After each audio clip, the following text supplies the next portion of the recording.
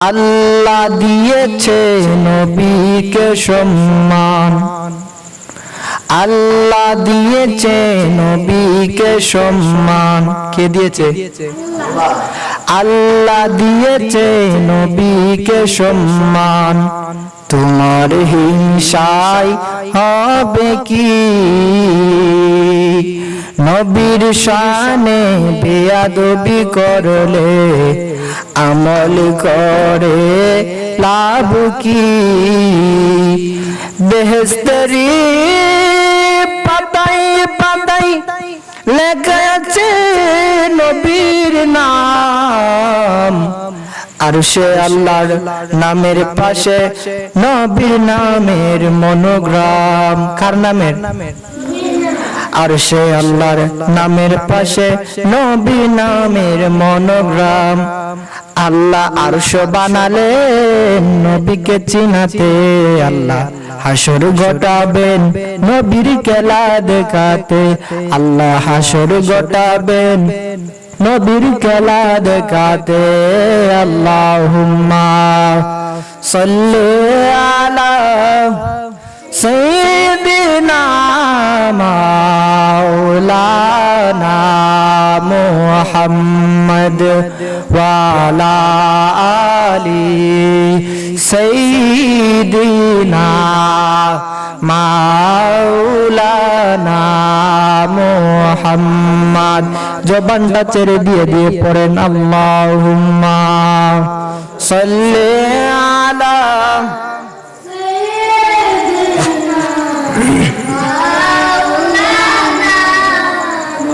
মুহাম্মদ ওয়া আলা আলি সাইয়্যিদিনা মাওলানা মুহাম্মদ।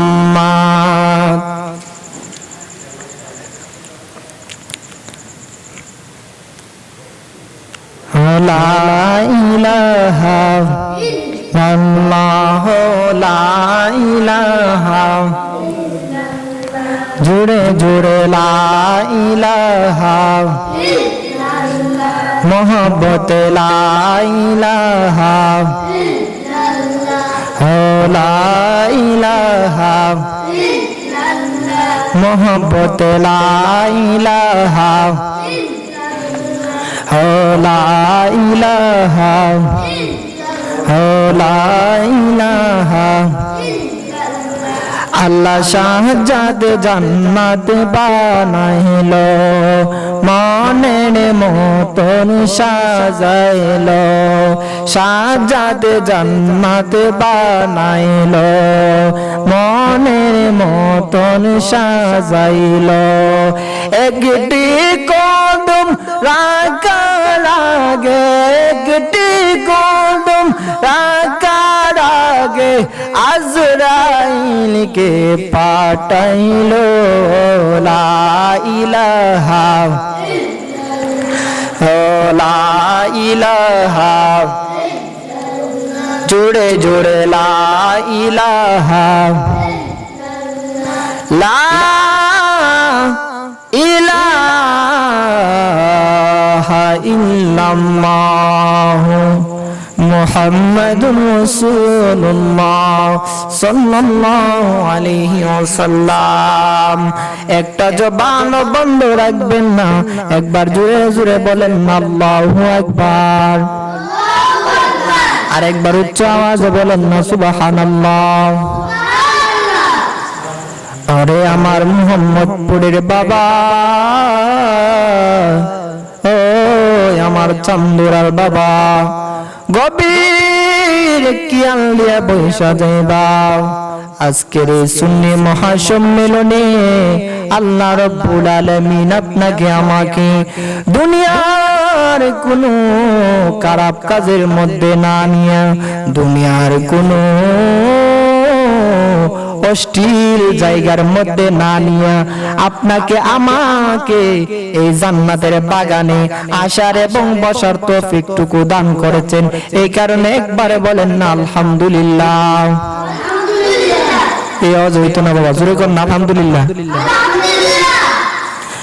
আরে আমার মুহাম্মদপুরের বাবা, গভীর মনোযোগ দিয়ে বৈশা যাইবা। আজকের এই মাহফিলটা হয়তো আপনার আমার জীবনের শেষ মাহফিল হইয়া যাইতে পারে। কথা কোন ঠিক না বেঠিক? এমন হইতে পারে এই মাহফিলটা আপনার আমার জীবনের শেষ মাহফিল। আবার এমন হইতে পারে এই মাহফিলে আপনি আমি আসার কারণে আমাদের অন্ধকার কবরের মধ্যে আমাদের আত্মীয় স্বজন, বাবা মা, দাদা দাদি যারা ঘুমাইয়া গেছে তাদের কবরের আযাব আমার আল্লাহ বন্ধ করে দিতে পারে কি পারে না? এই দুনিয়াতে যত মানুষ এসেছে আজ পর্যন্ত কোন মানুষ দুনিয়া থেকে এরকম কোন মানুষ নাই যে বলতে পারবে সে মারা যাবে না। আমার আল্লাহ ডাক দেখো আমার দুনিয়ার বান্দারা রে, ও আমার দুনিয়ার মানুষ, গভীর মনোযোগ, তোমাদেরকে আমি দুনিয়ার মধ্যে পাঠাইছি, আবার আমি আল্লাহ তোমাদেরকে নিয়ে আসব। এই দুনিয়াতে চিরজীবন থাকার জায়গা না, একদিন চলে যাব সেই জায়গা, সেই দিন আপনি আমি দুনিয়ার মধ্যে কেউ থাকতে পারবো না, সবাই একদিন চলে যেতে হবে। আমাদের আসল বাড়ির নাম বিল্ডিং না, আসল জায়গার নাম দুনিয়া না, আমাদের আসল জায়গার নামটা কি আপনারা একবার বলেন তো, উচ্চ আওয়াজে বলেন। এই কবরের মধ্যে আমরা ঘুমাইয়া যাব। এই দুনিয়ার মধ্যে যত মানুষ এসেছে সবাই কবরের মধ্যে যেতে হবে। আজ পর্যন্ত যত বাদশা ছিল, যত ধনী ব্যক্তিরা ছিল কিংবা যত গরিব ব্যক্তিরা ছিল সবাই অন্ধকার কবরে চলে গেছে। কোনো মানুষ থাকতে পারে না, আপনি আমিও থাকতে পারবো না। এই কারণে আমার আল্লাহ রাব্বুল আলামিনের ইবাদত করা দরকার আছে না নাই? একজন পয়গম্বর যার নাম হলো সুলাইমান পয়গম্বর, নামটা কি? হযরত সুলাইমান পয়গম্বর, তার এরকম একটা পাওয়ার ছিল। আমার আল্লাহ রাব্বুল আলামিন হযরত সুলাইমান পয়গম্বরকে এমন একটা রাজত্ব দান করেছিলেন, এই দুনিয়ার মধ্যে এমন কোনো মাটি নাই যে মাটির রাজাগিরি সে করে নাই। দুনিয়ার মধ্যে এমন কোন মাটি নাই যে মাটির বাদশাহী সে করে নাই। একদিন হযরত সুলাইমান পয়গম্বরকে একটা লোক আইসা বলতেছে, ও সুলাইমান পয়গম্বর, ও নবী, আপনি হয়েছেন এই দুনিয়ার বাদশাহ, আপনি তো চাইলে অনেক কিছু শুনেছি, আপনার কথা নাকি বাতাসেরাও শুনে, আপনি যদি একটু বাতাসে বইলা দিতেন, বাতাসে আমার এমন একটা জায়গার মধ্যে নিয়ে যাক যে জায়গার মধ্যে গেলে আমার আর আজরাইলে কোনো দিন কুইজা পাইব না। আজরাইলে কুইজা পাইব না এমন কোনো জায়গা আছে? আসেনি? এই যুবকটা বলতেছে, ও নবী, আপনি আমার এমন একটা জায়গার মধ্যে নিয়ে নিন, এমন একটা জায়গার মধ্যে পৌঁছায়া দেন যে জায়গার মধ্যে গেলে আমারে আজরাইল কোনোদিন কুইজা পাইব না। সুলাইমান পয়গম্বর কই, যুবক, এই দুনিয়ার মধ্যে আসমানের নিচে জমিনের উপরে এমন কোন জায়গা নাই রে যে জায়গার মধ্যে আজরাইল যাইতে পারে না, এমন কোন জায়গা নাই যে জায়গার মধ্যে আজরাইল আলাইহিস সালাম যাইতে পারে না। সেই যুবকটা তারপরে কথা শুনতে চাই না, আবার কই আপনি আমার এমন একটা জায়গার মধ্যে নিয়ে নেন যে জায়গাটা একদম নীরব, যেই জায়গার মধ্যে কোনো মানুষ থাকে না, আপনি আমার সেই জায়গার মধ্যে নিয়ে নেন। এই কথা বলার পরে হযরত সুলাইমান পয়গম্বর তিনি এমন একজন নবী ছিল, আল্লাহ রাব্বুল আলামিন তাকে এমন একটা পাওয়ার দান করেছিল, সেই ব্যক্তি সকল কিছুর ভাষা বুঝতেন, গাছের ভাষা, পানির ভাষা, মানুষের ভাষা, সকল পশু পাখি যা কিছু আছে সকল কিছুর ভাষা তিনি বুঝতেন। তখন একটা বাতাস আসতেছে, কি আসতেছে? একটা বাতাস আসতেছে, তখন হযরতে সুলাইমান পয়গম্বর বাতাসে বলতেছে, হে বাতাস, এ বাতাস তুমি দাঁড়াও। এই কথা বলার পরে বাতাসটা দাঁড়াইয়া গেল। হযরতে সুলাইমান পয়গম্বর ডাক দিয়া কই, বাতাস, ও বাতাস, তুমি এই যুবকটারে এমন একটা জায়গার মধ্যে নিয়ে যাইবা যে জায়গার মধ্যে কোনো মানুষ থাকে না, যে জায়গাটা একদম নীরব, যে জায়গার মধ্যে কোনো মানুষ যাইতে পারবে না, সেই জায়গার মধ্যে তুমি এই যুবকটারে রাখবা।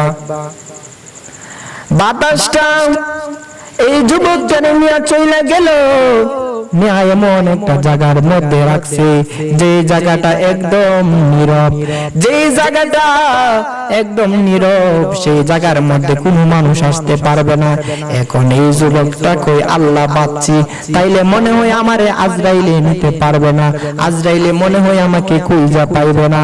এই যুবকটা বলে, আমার এমন একটা জায়গার মধ্যে আনছে, এখন আর আজরাইল আমারে খুঁজা পাবে না, এখন আমি নিশ্চিন্তার মধ্যে থাকতে পারি।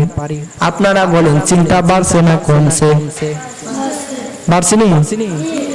এই যুবকটা বলে, যেহেতু আমি মরা লাগবে না, এখন আমি অশান্তিতে থাকলেও শান্তি আছি, যেহেতু আজরাইলের চিন্তাটা কমছে, এখন আমার নিশ্চিন্তা মতে আমি থাকতে পারি। এই কথা বলার পরে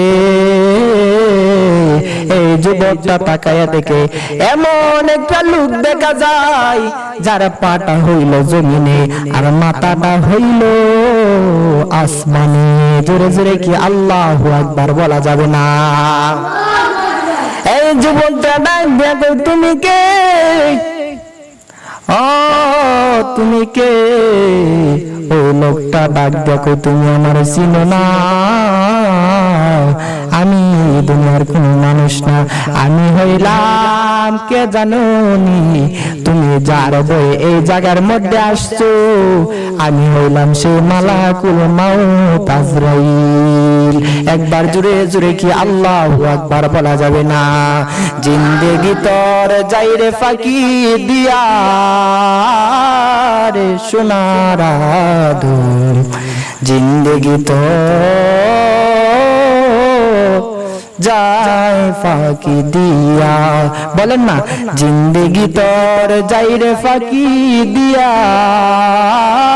রে সোনার আদর, জিন্দেগি তো